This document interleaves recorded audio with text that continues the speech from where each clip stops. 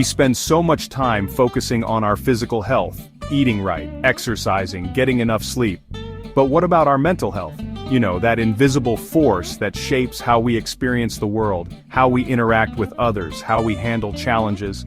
Mental health plays a critical role in every single aspect of our lives. It influences everything from the way we think, feel, and behave, to how we relate to others and our ability to cope with the daily challenges of life. Yet, so often, it's the one thing we neglect, the one conversation we shy away from. Why? Did you know that your mental health can directly impact your physical health? It's true. The state of your mind and emotions is just as crucial as the state of your body, yet it often doesn't receive the attention it deserves. Well, I'm here to tell you that it's time to start talking about mental health, time to start prioritizing it, and time to start taking care of our minds with the same love and attention we give our bodies.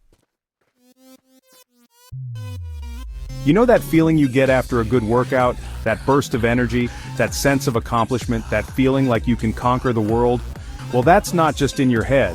Physical activity has a powerful impact on our mental health. When we move our bodies, we release endorphins, those amazing natural mood lifters, and reduce those pesky stress hormones that can weigh us down. Regular exercise does wonders for our overall well-being.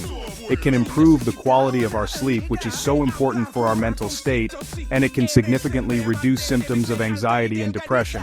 And let's not forget the boost in self-esteem that comes from taking care of ourselves physically. It's a beautiful cycle.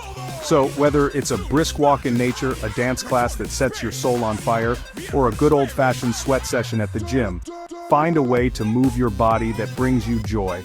Trust me, your mind will thank you for it. The power of therapy, my friends, is something I've seen transform lives time and time again.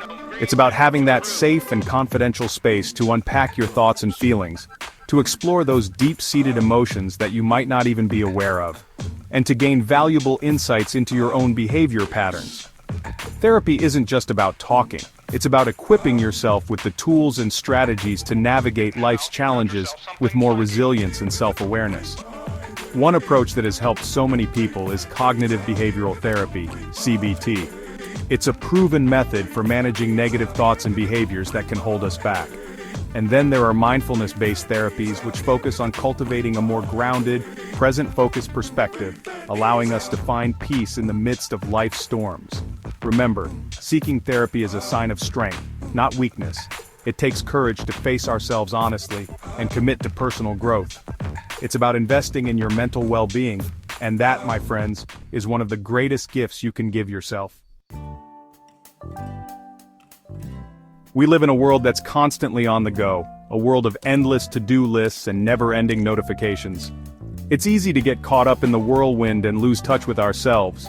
That's where mindfulness and meditation come in. These ancient practices encourage us to slow down, to turn our attention inward, and to become aware of the present moment without judgment. Think of it as a mini vacation for your mind.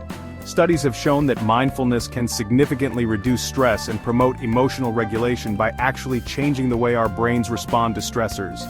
Whether it's practicing yoga, engaging in mindful breathing exercises, or simply taking a few moments each day to sit in stillness and observe your thoughts, cultivating mindfulness can be a game changer for your mental health. It's about finding those pockets of peace in the midst of the chaos, those moments of stillness where you can reconnect with yourself and find a sense of inner calm. Chapter 4. The Power of Connection. We, as humans, are wired for connection. It's in our DNA to seek out belonging, to find solace in shared experiences, and to draw strength from those around us. Strong social support networks are essential for good mental health. Engaging with friends, family, or support groups provides us with a sense of belonging, a feeling that we're not alone in our struggles. It's a reminder that we're loved, valued, and supported, no matter what life throws our way. Meaningful social connections help us feel understood and validated, which is so crucial for our emotional well-being. So, reach out to loved ones, nurture those relationships, and make time for face-to-face interactions. Remember, even in our digital age, nothing can replace the power of human connection. Chapter 5. The Sleep Well Secret. We all know how we feel after a bad night's sleep, groggy, irritable, and out of sorts. But did you know that sleep and mental health are deeply intertwined? It's true. A lack of quality sleep can wreak havoc on our emotional well-being, contributing to mood swings, increased irritability, anxiety, and even difficulty concentrating. Prioritizing rest isn't a luxury, my friends, it's a necessity.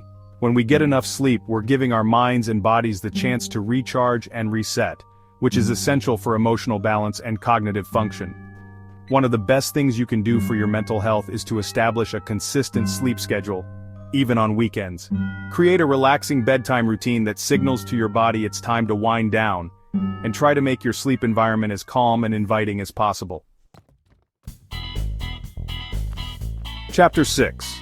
Fueling your mind through food. You are what you eat, right? Well, it turns out that old adage applies to our mental health just as much as our physical health. The food we choose to nourish our bodies has a direct impact on our brain function, our energy levels, and yes, even our emotional well-being. A balanced diet, rich in nutrient-dense foods like fruits, vegetables, whole grains, and those wonderful omega-3 rich fish, can work wonders for our mental clarity and emotional resilience. Think of it this way, you wouldn't put low-quality fuel in your car and expect it to run smoothly, would you? The same goes for our bodies and minds. Let's make conscious choices to fuel ourselves with foods that support optimal brain function and emotional balance. Chapter 7. The Art of Saying No. In a world that constantly demands more, it's easy to get caught up in the whirlwind of expectations. We say yes to every request, we overcommit our time, and we stretch ourselves thin trying to please everyone. But at what cost? Setting healthy boundaries is not selfish, it's an act of self-preservation. It's about recognizing our limits and honoring our own needs. When we set boundaries, we're saying yes to ourselves, yes to our well-being, and yes to a more balanced and fulfilling life. And just as important as setting boundaries is practicing self-compassion. Treat yourself with the same kindness and understanding you would offer a dear friend. Take time for activities that bring you joy, whether it's reading, gardening, listening to music, or simply taking a long, luxurious bath. Outro, your mental health matters. Listen, my friends, mental health isn't a luxury. It's essential for leading a fulfilling and meaningful life. It's the foundation upon which we build our relationships, pursue our dreams, and navigate the ups and downs of life. Just as we prioritize our physical health, we must also make mental health a non-negotiable part of our self-care routine. Let's talk about it openly, let's support each other, and let's break down the stigma that has surrounded mental health for far too long.